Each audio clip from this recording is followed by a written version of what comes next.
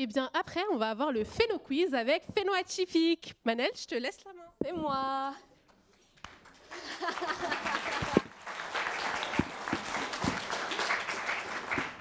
Eh bien, rebonjour. Moi, je serai l'une de vos 3 présentatrices pour notre phéno-quiz. Mais visiblement, il n'y a pas encore la diapo. Et voilà. Donc, je serai une de vos 3 présentatrices pour le phéno-quiz. Ma partie sera sur les généralités du phénotype. Ensuite, on aura une partie sur les métazoaires et les prokaryotes. Et ensuite, on aura une dernière partie sur les plantes et les champignons. Alors, on commence avec la première question. On est plein de peps. 1. Vrai ou faux? Le phénotype est l'ensemble des gènes d'un individu. 10 secondes pour réfléchir.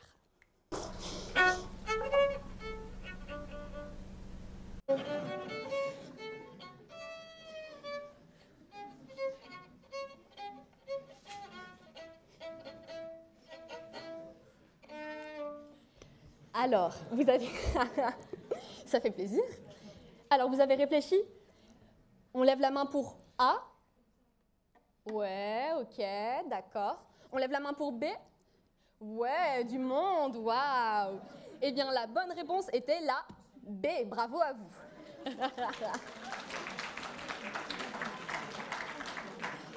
Mais alors, pourquoi c'est la B? Je vais vous donner quand même une explication. On ne va pas laisser les autres dans le silence. En fait, le phénotype est l'ensemble des caractéristiques observables d'un individu ou d'un organisme. Mais le phénotype est bien la manifestation des gènes. Alors, deuxième question quand même. À quoi le phénotype est-il applicable? A. L'Homo sapiens, ou l'homme, c'est-à-dire nous. B. Barbia colonia. C. Le SARS-CoV-2. D. Un empire. 10 secondes pour réfléchir.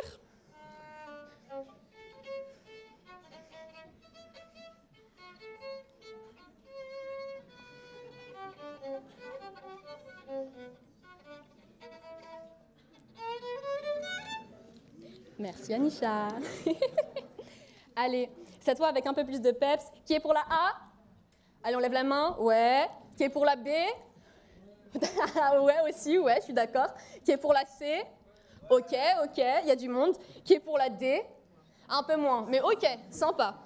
Eh bien, la bonne réponse était, ou les bonnes réponses plutôt, ah bah que des C.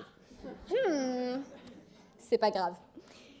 Donc, c'était la réponse C, l'Homo sapiens, ou l'homme, parce que, bien évidemment, nous sommes des organismes vivants, nous sommes des hommes, ça vous le savez.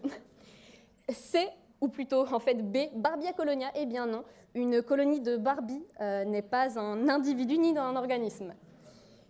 C, donc le vrai C, SARS-CoV-2, ou le virus responsable du Covid, en fait, ce n'est pas un organisme vivant. Le virus, et c'est un sujet controversé, les virus ne sont pas vivants.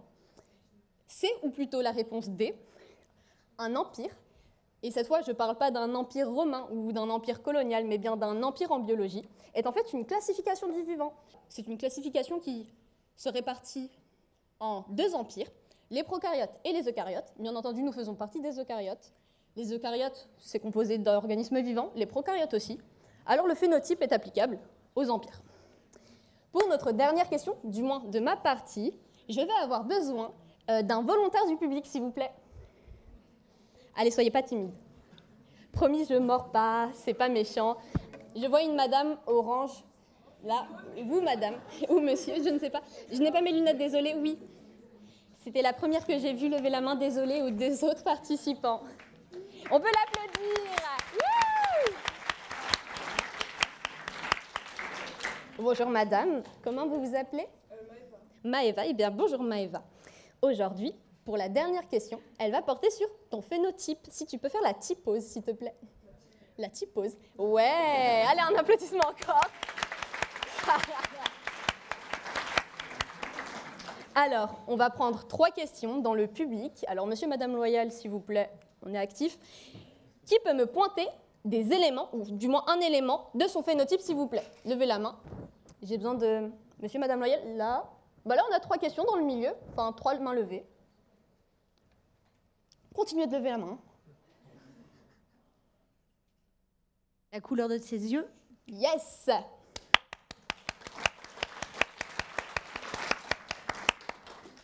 Yes! La couleur de sa peau? Yes! Couleur de ses cheveux. Effectivement aussi, c'est 3 bonnes réponses. Mais vous êtes doués, dis donc, bravo. Eh bien, c'est tout pour ma partie, c'était 3 questions. Je laisse la parole à ma collègue pour la partie sur les métazoaires. Oui, vous pouvez y aller.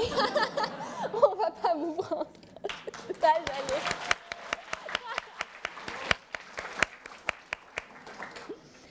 Merci. Eh bien, bonjour. Donc, je vais vous présenter les métazoaires et les prokaryotes. Donc, dans un premier temps, comme l'a cité ma collègue précédemment, il existe 2 grands empires. Et parmi ces empires, on retrouve des règnes, qui sont des grandes divisions du monde vivant. Par exemple, chez les prokaryotes, on retrouve les eubactéries ou encore les archées, tandis que chez les eucaryotes, on retrouve les champignons, les végétaux ou les animaux, que l'on appelle aussi métazoaires, et qui est le règne auquel nous appartenons. Mais savez-vous ce qui différencie ces 2 empires ? A, la présence d'un noyau, B, la présence d'une membrane plasmique, ou C, la présence de compartiments cellulaires, autrement appelés organites. Vous avez 10 secondes.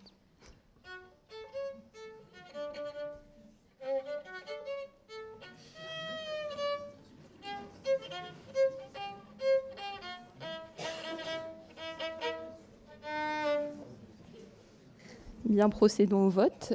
Qui est pour la proposition A ? Beaucoup de mains levées. Qui est pour la proposition B ? Un petit peu plus timide. Qui est pour la proposition C ? Eh bien, les bonnes réponses sont la réponse A et la réponse C. Donc, bravo à ceux qui ont bien répondu. Mais pour vous expliquer...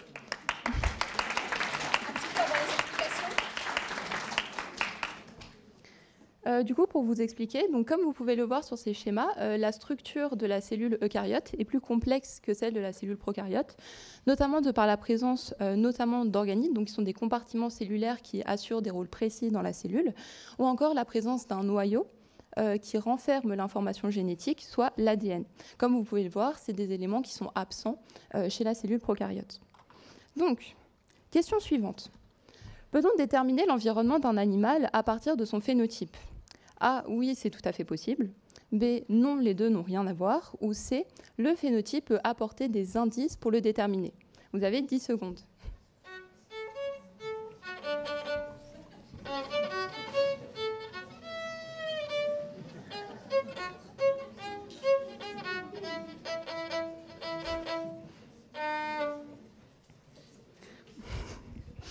Eh bien, alors, qui est pour la proposition A ? A. D'accord. Qui est pour la proposition B ?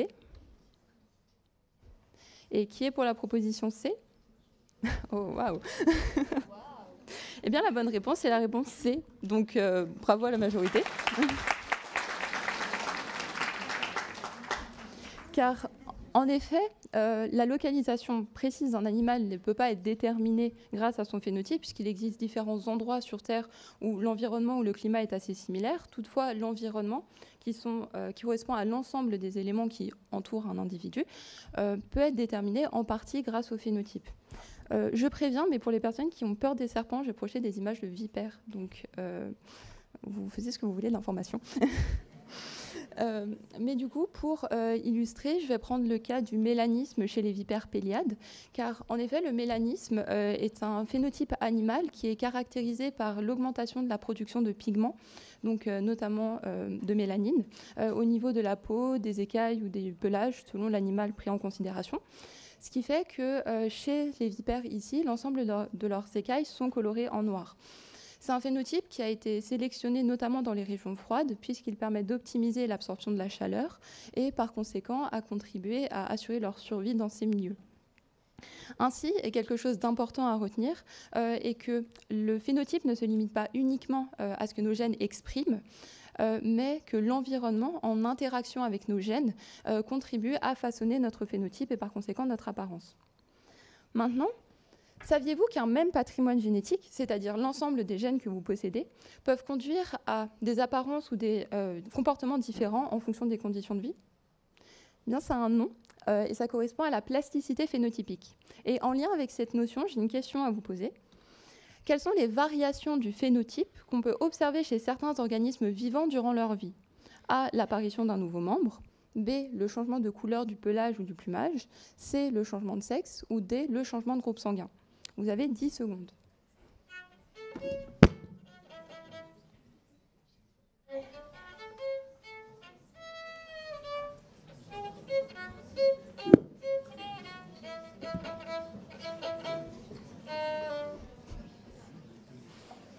Eh bien, votons. Qui est pour la proposition A? Qui est pour la proposition B? Dites donc. Qui est pour la proposition C? Et la proposition D?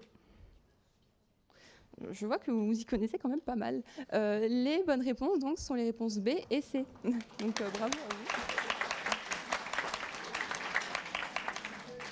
vous. Donc, pour vous donner quelques explications, le changement de couleur du pelage ou du plumage peut s'opérer selon différentes conditions environnementales, donc, comme par exemple le changement de saison, qui est accompagné d'une variation de la température ou une variation de la durée du jour, qui est perçue par l'organisme de l'animal et qui y répond afin de changer son phénotype.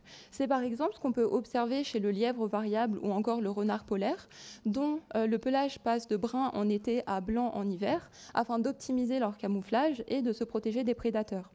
Mais ce n'est pas la seule condition, puisque par exemple, l'alimentation peut entraîner un changement de couleur du plumage, comme par exemple chez le flamant rose, un exemple que vous connaissez peut-être déjà, dont la consommation de crevettes roses contribue à faire passer le plumage d'une couleur grise à une couleur rose. Donc, d'autre part, quelque chose qui peut-être peut vous paraître curieux, mais vu que vous avez assez bien répondu, je ne pense pas, le changement de sexe est effectivement quelque chose qui peut exister, comme par exemple chez les poissons clowns, chez lesquels on peut observer un phénomène que l'on appelle l'hermaphrodisme successif. Pour vous expliquer, donc, dans une anémone, il existe une femelle dominante ainsi que des mâles. Lorsque la femelle dominante meurt, le principal mâle reproducteur subit une transformation de ses organes reproductifs, donc de mâle à femelle, due à un changement hormonal qui est accompagné d'une modification du comportement reproductif, ainsi qu'une augmentation de la taille qui lui permet de devenir la femelle dominante. Donc, c'est tout pour ma partie. Donc, je vais laisser la place à ma collègue qui donc, va vous parler des plantes et des champignons.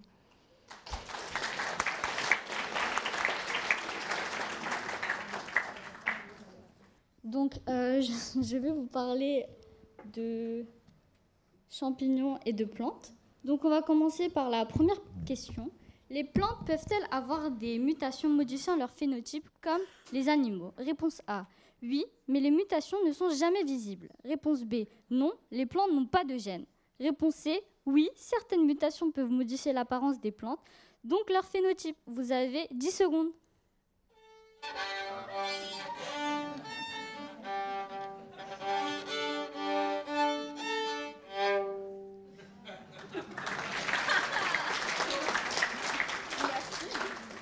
J'espère que vous avez bien réfléchi.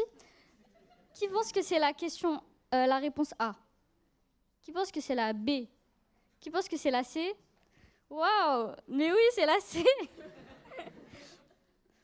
Applaudissez-vous. Bravo! Hein. Donc, je vais passer aux explications. D'abord, on va voir qu'est-ce qu'un phénotype. Un phénotype, c'est l'ensemble des caractères observables chez un individu, comme par exemple la couleur des pétales des fleurs. Donc maintenant, je vais vous expliquer ce qu'est une mutation. Une mutation, c'est la modification de la séquence de l'ADN. Cela peut engendrer une modification de la version d'un gène. Donc là, on a le gène 1 et là, on a le gène 2. Et cela peut engendrer la formation d'allèles. Donc là, on a l'allèle 1 et ça, on a l'allèle 2. Ainsi, on peut également ajouter que le phénotype, c'est le résultat visible de l'expression des gènes. Donc, le phénotype dépend du génotype, mais également de l'environnement, comme on a vu avec ma collègue. Aussi, une mutation dans le gène codant pour la couleur des pétales de fleurs, lorsque elle est modifiée par une mutation, on peut avoir une modification du gène et donc une modification du phénotype. C'est pour cela qu'on a des phénotypes différents. Ainsi, on peut également voir une plante avec des fleurs initialement rouges, Mais lorsqu'il y a une mutation, on peut également voir une plante avec des fleurs de pétales blancs et rouges. Maintenant, passons à la deuxième question. L'environnement peut-il modifier la couleur d'une fleur? Réponse A, non. La couleur est déterminée uniquement par la génétique. Réponse B, oui, par exemple l'hortensia qui change de couleur selon le pH du sol. Et la réponse C, oui, mais seulement chez les plantes tropicales. Vous avez 10 secondes.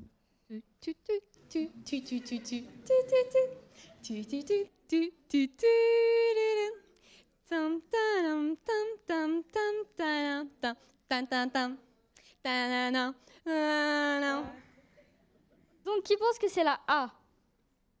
Qui pense que c'est la B? Qui pense que c'est la C? Eh bien, la réponse, c'est la B. Bravo! Waouh. Donc, passons maintenant aux petites explications. En effet, la couleur des fleurs peuvent varier en fonction de leur milieu, comme par exemple l'acidité du sol. Et c'est le cas de l'hortensia. Donc, le pH, c'est une échelle qui permet de caractériser l'acidité ou la basicité d'un milieu ou d'une substance. De plus, dans notre cas, lorsque le sol est acide, cela permet de faciliter la dissolution des ions aluminium présents dans le sol. Ainsi, les ions aluminium vont être absorbés par la plante, ce qui va permettre... les ions aluminium vont rentrer en contact avec les pigments, ce qui permet de changer leur couleur. C'est pour cela que lorsque le pH est acide, on peut avoir des fleurs bleues, alors que lorsque le pH est basique, on peut avoir des fleurs roses. Et pour finir, la dernière question. Quel type de phénotype illustre ce phénomène observé chez la fourmi infectée par les champignons Ophiocordyceps? Ce schéma-là. Réfléchissez bien. Donc, réponse A, le phénotype génétique de l'insecte. Réponse B, le phénotype cellulaire du champignon. Réponse C, le phénotype étendu du champignon. Vous avez 10 secondes. Le public avec moi, s'il vous plaît.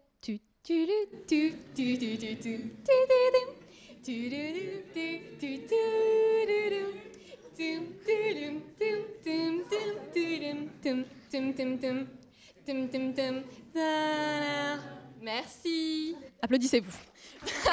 Désolée. Donc, qui pense que c'est la réponse A? Qui pense que c'est la B? Qui pense que c'est la C? Oui, Waouh, bravo. c'est bien la C. Oui. Vous pouvez vous applaudir, vous avez raison. Bravo. Donc, ce concept de phénotype étendu énonce que le phénotype ne se limite pas seulement au caractère observable d'un individu, mais également à l'impact qu'a l'expression des gènes sur l'environnement. Donc, on va prendre par exemple celui du champignon. Dans un premier temps, le champignon va produire des spores, ce sont des cellules reproductrices. Donc, ces spores vont ensuite, lorsqu'elles vont rentrer en contact avec la fourmi, elles vont pénétrer à l'intérieur de la fourmi et y rester. Par la suite, le champignon va libérer à l'intérieur de la fourmi des substances chimiques et cela va permettre de prendre son corps. Ainsi, le champignon va modifier le comportement de la fourmi. Dans un premier temps, la fourmi va monter sur une plante, elle va s'y fixer et elle va mourir.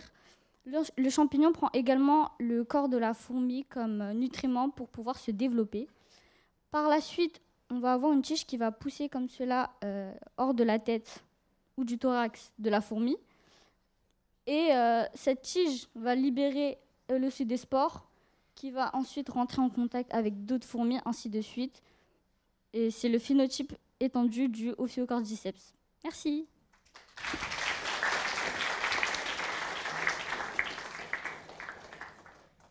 Merci pour votre participation, c'était génial. Vous avez été très bon public. Il y a un temps de questions. Qui a des questions? Yes? Pardon. La question que j'avais, c'était par rapport à la deuxième partie. Il y avait une question où on parlait du changement de couleur ou l'apparition d'un nouveau membre. Du coup, par exemple, pour un insecte, c'est pas le cas. Genre une chenille qui se transforme en papillon. Il n'y a pas d'apparition de nouveaux membres qui sont C'est par rapport à ça. Pardon. Effectivement. Je- C'est une très bonne question. Merci.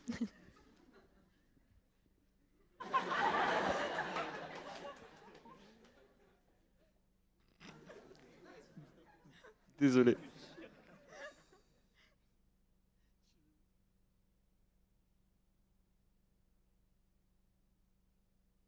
Je peux supposer que oui. Mais... Tu veux pas?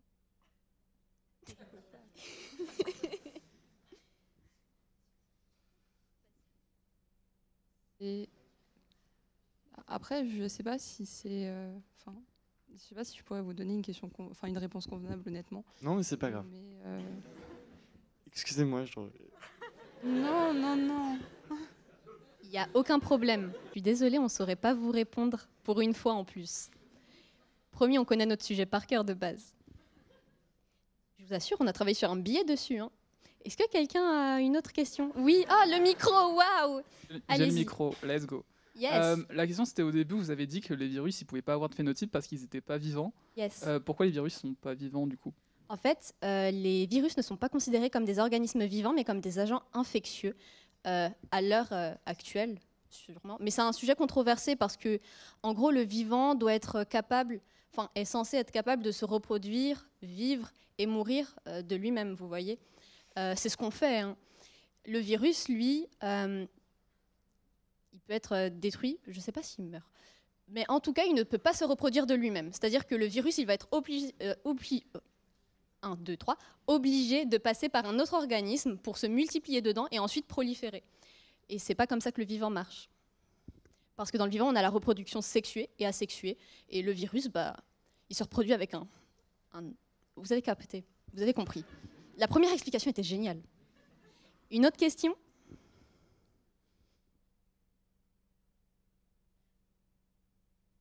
Non, c'est OK?